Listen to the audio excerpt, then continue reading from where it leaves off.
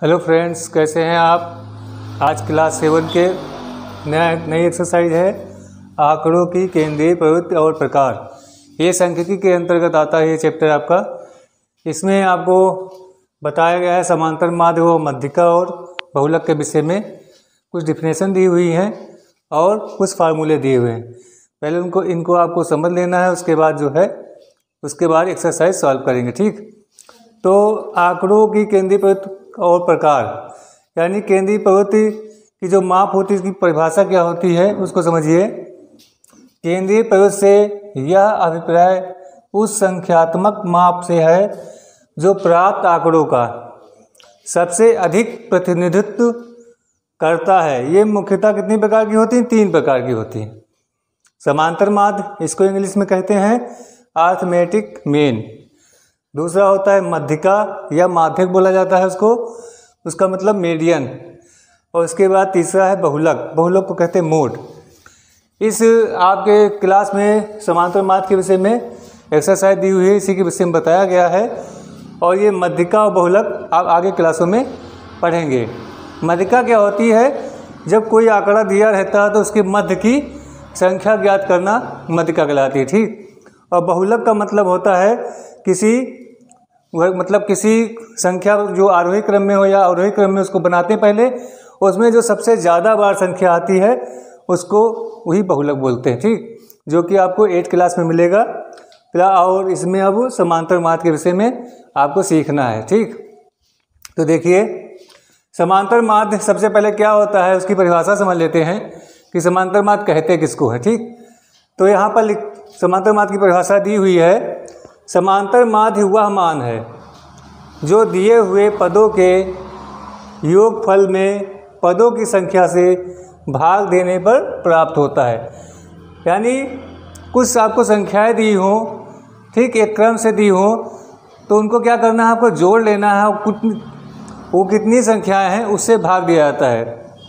यानी दिए हुए पदों के योगफल में पदों की संख्या से भाग देने पर प्राप्त होता है, उसे समांतर माध्य कहते हैं।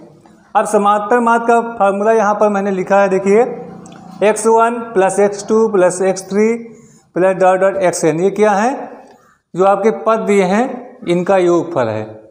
उसके बाद नीचे n क्या है? पदों की संख्या है। तो आपका फार्मूला बनेगा x के ऊपर ये बार का चिन्ह लगा है, इसी को समांतर माध्य से लिखते हैं। ठीक, जो कि बराबर होता है सिग्मा x/n के। सिग्मा का मतलब होता है योगफल, ठीक, टोटल योग। दूसरा समांतर माध्य में दूसरा प्रकार होता है कि अवर्गीकृत आंकड़ों का समांतर माध्य निकालना। जब पदों की बारंबारता दी गई हो तब आप कैसे समांतर माध्य निकालेंगे, उसके लिए फार्मूला आपका ये प्रयोग किया जाएगा।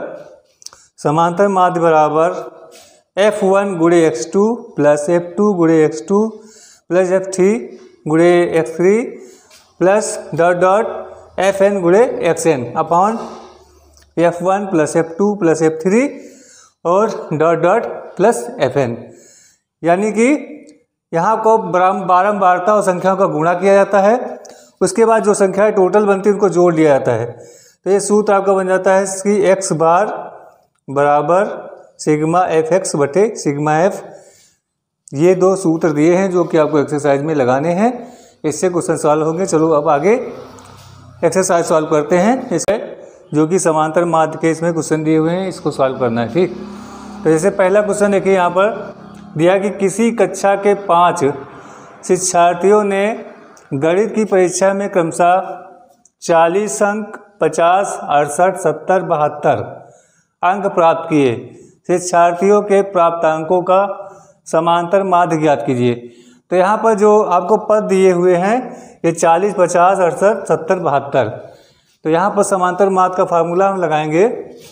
तो पहला क्वेश्चन है समांतर माध्य निकालना है आपको किसका? 40, 50, 68, 70 और 72 का। इन संख्याओं का समांतर माध्य निकालना है। समांतर माध्य बराबर होता है sigma F upon sigma N. Sigma F का मतलब होता है पदों का योग और एन का मतलब होता है पदों की संख्या, इस तरह से। ठीक, अब यहाँ पर इनको लिखना आपको प्लस में 40 50 प्लस 68 प्लस 70 प्लस 2 वो 72, सॉरी 72 है, 72 बटे कितने पद दिए हुए इनको गिन लीजिए 1 2 3 4 5, तो पदों की संख्या कितनी है 5 है, तो 5 हो जाएगा बराबर। अब इसको जोड़ते हैं। ठीक, 0 0 8 और 2 10, 10 के 0 हो गए, 1 हासिल, 7 7 14 6 20, 20 5 25 4 29 और 1 हासिल का 30 बटे 5, तो ये आ जाएगा 60, 60 आ जाएगा काटने पर, तो ये समांतर माध्य होगा। इस प्रकार से ये आंसर हो जाएगा इसका समांतर माध्य का। ठीक, इसको नोट कर लीजिए। अगला क्वेश्चन, दूसरा नंबर,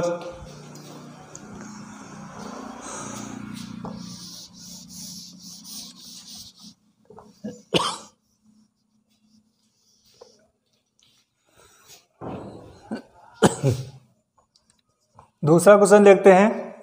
किसी फैक्ट्री के 15 मजदूरों की प्रतिदिन की मजदूरी क्रमशः 70 110 65 80 75 85 80 76 94 100 105 110 103 81 86 रुपये है।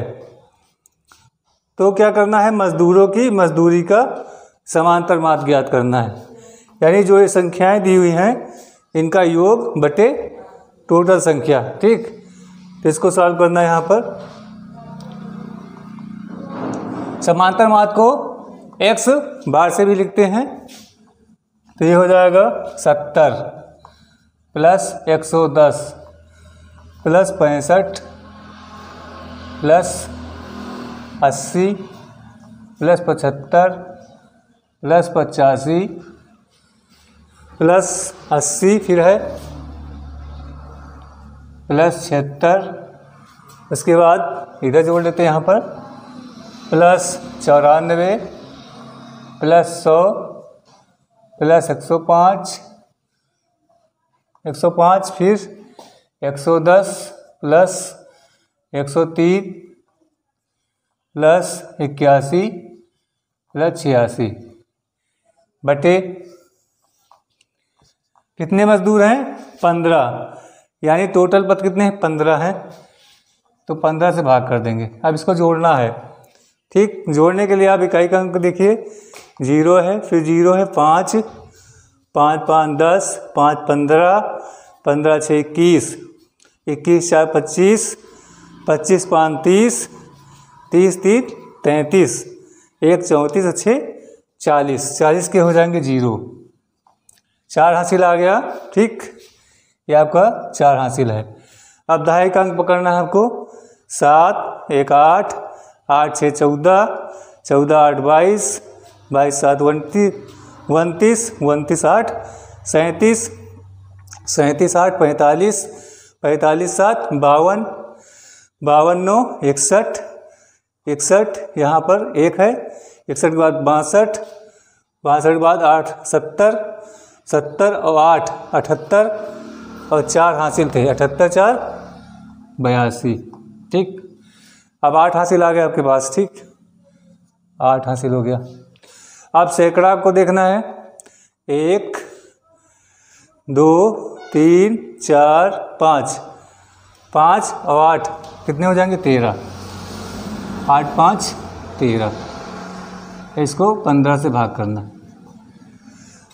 15 से भाग करेंगे तो 15 8 120 होता है। ठीक, 15 8 120, 132 में 120 निकल के 12 बच गया, उसके बाद फिर 0 उठाएंगे फिर 120 हो जाएगा, तो 15 8 120, यानी ये इसका आंसर कितना होगा 88 होगा इसका समांतर माध्य।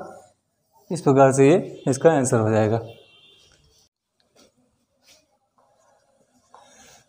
इसमें सारणी दी हुई है नीचे दी गई सारणी के आंकड़ों का समांतर माध्य ज्ञात कीजिए। तो इस सारणी वाले जो आपके सवाल होंगे वो दूसरे फार्मूला, जो दूसरी प्रकार का फार्मूला बताया था उससे लगेंगे। ठीक, तो सबसे पहले सारणी बना लीजिए यहाँ पर इस तरह से, ऐसे। सबसे पहले पद, फिर बारंबारता, बारंबारता।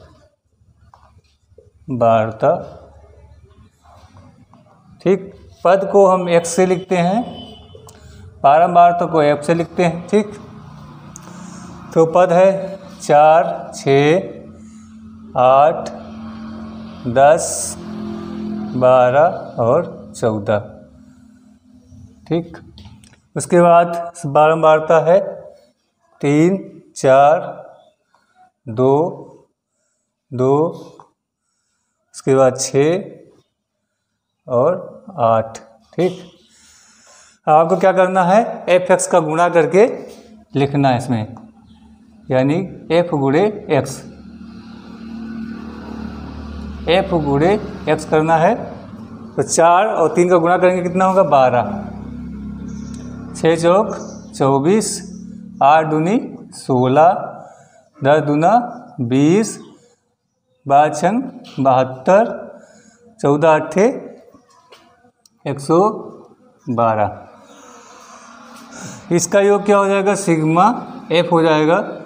इसको जोड़ लेते हैं बारंबारता को, 4, 3, 7, 2, 9, 9, 4, 3, 7, 2, 9, 2, 11, 6, 17, 17, 8, 25। और इधर सिग्मा fx आपको निकालना है। तो यहाँ पर 4, 2, 6, 6, 12, 12, 4, 16, 2, 2, 4, 2, 6, 10, 16। फिर यहाँ पर 1, 3, 4, 4, 2, 6, 6, 7, 13, 1, 14 और 1, 15 हो जाएगा। यहाँ पर 256। और समांतर माध्य का फार्मूला होता है सिग्मा fx बटे सिग्मा f, जब आपका आवर्गीकृत रूप में दिया हो। तो 256 को भाग कर देंगे 25 से, भाग करेंगे यहाँ पर 25 256 का, तो 25 एकम 25, यहाँ पर 6 बचा, यहाँ पर पॉइंट लगाएंगे, पहले 0 बढ़ाएंगे, कम पड़ गई संख्या, उसके बाद पॉइंट लगाएंगे। ठीक, तब आपको यहाँ पर 0 मिलेगा। फिर 25 दूना 50, 25 दूना 50, फिर 0 बढ़ा लेंगे तो 25 चौको 100। इसका मतलब इसका आंसर हो जाएगा 10.24। ठीक, ये हो जाएगा इसका समांतर माध्य। अब अगला क्वेश्चन, इसमें भी आपको दिया है कि ये जो सारणी दी हुई है इसका समांतर माध्य निकालना है इस आंकड़ों का। यहाँ शिक्षार्थियों की संख्या और बारंबारता दी हुई है। शिक्षार्थियों की संख्या का मतलब ये x आपका दिया हुआ है और बारंबारता का मतलब f। और पहले हम यहाँ पर क्या निकालेंगे, f गुणे x करेंगे, उसके बाद इसको जोड़ेंगे। ठीक, तो गुणा करना है आपको 14 या 42, 420 हो गया।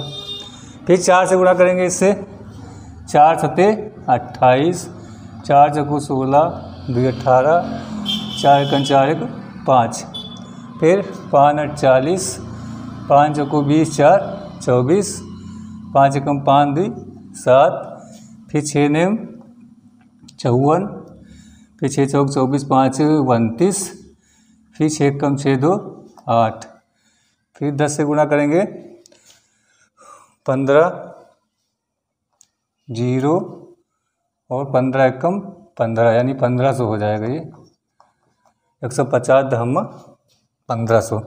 फिर 7 से गुणा करेंगे इसको, 7 एकम 7, 7 पचे 35, 7 एकम 7 3 10।